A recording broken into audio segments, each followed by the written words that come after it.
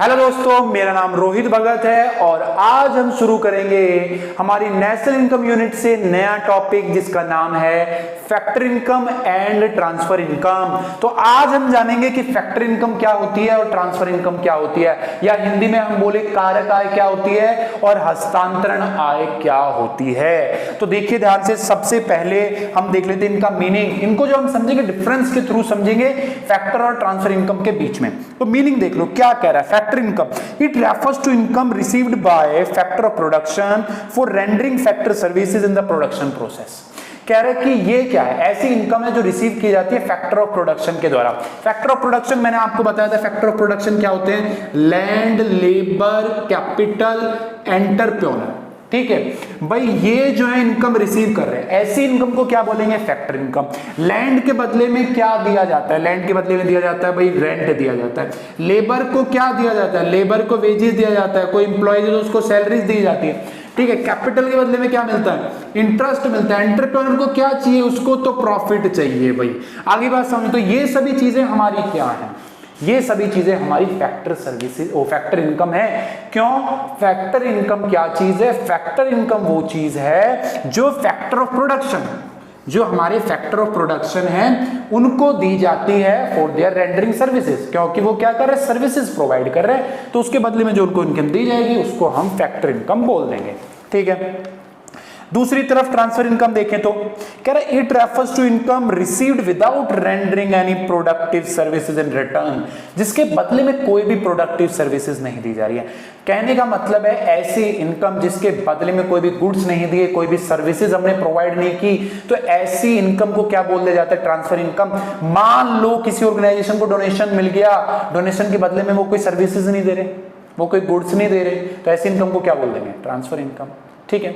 मान लो आपको गिफ्ट मिल गया, ठीक है, उसके बदले में आपने कोई सर्विसेज नहीं दी, कोई प्रोडक्शन नहीं किया, ठीक है, तो वो क्या है भाई? वो हमारी ट्रांसफर इनकम है। आगे बात समझ में। अगर मान लो किसी बच्चे को स्कॉलरशिप मिल गई, तो वो स्कॉलरशिप के बदले में उसने कोई गुड्स नहीं बेचे, उसने जो है वो कोई प्रोडक्टिव सर्विसेज नहीं दी, तो ऐसी इनकम को क्या बोलेंगे? Transfer income. ध्यान रखना। इसके बाद दूसरा डिफरेंस हम देख लेते हैं, नेचर। ठीक है, इसको मैं रब कर देता हूं। तो देखो नेक्स्ट बेसिस क्या कह रहे हैं? नेचर। अगर फैक्टर इनकम की बात करें then it is included in both national income and domestic income. ठीक है, फैक्टर इनकम को नेशनल इनकम और डोमेस्टिक इनकम दोनों में इंक्लूड किया जाता है। वहीं दूसरी तरफ ट्रांसफर इनकम को it is neither included in national income nor in domestic income. इसको ना ही नेशनल में और डोमेस्टिक दोनों में इंक्लूड नहीं किया जाता है। क्यों? क्योंकि इसके बदले में कोई भी प्रोडक्टिव सर्विसेज नहीं जा रही, कोई भी गुड्स हमने नहीं बनाए, कोई भी सर्विस हमने नहीं दी। ठीक है, तो क्या उससे लोगों को बेनिफिट्स होंगे? नहीं। ठीक है, कोई गुड्स थोड़ा ना हमने बनाए हैं, कोई प्रोडक्शन थोड़ी ना किया है, तो ऐसी इनकम को नेशनल और ना ही डोमेस्टिक इनकम दोनों में इंक्लूड नहीं किया जाएगा। वहीं दूसरी तरफ अगर हम नेक्स्ट बेसिस देखते हैं, कॉन्सेप्ट, अवधारणा, it is earning concept. Factor income को बोला गया कि ये क्या है? एक अर्निंग कॉन्सेप्ट है, यह अर्जित आय अवधारणा है। क्यों? क्योंकि इसको जो है जनरेट किया जा रहा है। इस इनकम को क्या किया जा रहा है? जनरेट किया जा रहा है। क्यों? क्योंकि हम प्रोडक्शन कर रहे हैं, उसके बाद इनकम कमा रहे हैं, सर्विस दे रहे हैं, इनकम कमा रहे हैं। ठीक है, तो ऐसी इनकम को क्या बोलेंगे? Factor income.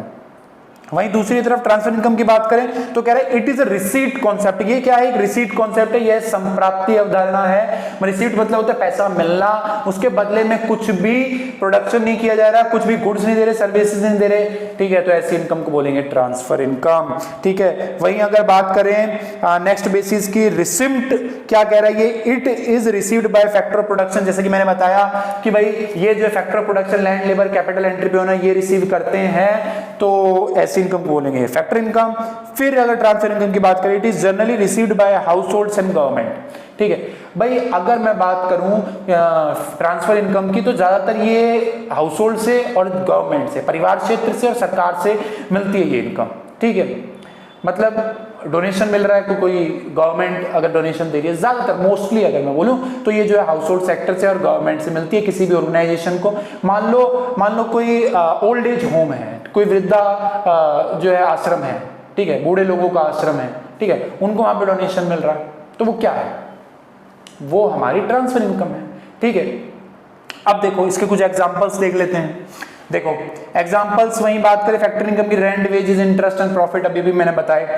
ठीक है, वहीं अगर बात स्कॉलरशिप होगी भाई, ओल्ड एज पेंशन होगी, वृद्धावस्था पेंशन, अनएम्प्लॉयमेंट अलाउंस बेरोजगारी भत्ता ऐसे लोगों को मिलता है ये जो कि बेरोजगार है, अनएम्प्लॉयड है, ठीक है। तो ऐसे लोगों को जो भी पैसा दिया जा रहा है बेरोजगारी के बेरोजगार होने पे, तो उसको हम बोल देंगे अनएम्प्लॉयमेंट अलाउंस, ठीक है। तो ये इसके कुछ एग्जांपल्स हो गए फैक्टर इनकम के और ट्रांसफर इनकम के। ध्यान रखना है आपने, फैक्टर इनकम को जो है वो नेशनल इनकम डोमेस्टिक इनकम दोनों में इंक्लूड किया जाता है, वहीं ट्रांसफर इनकम को ना ही डोमेस्टिक में और ना ही नेशनल किसी में भी इंक्लूड नहीं किया जाता, क्योंकि आगे जो है हम इसके बारे में जो क्वेश्चंस करेंगे तो वहां पे हमें ये चीज पता होनी चाहिए, तो ध्यान देना है इस पे।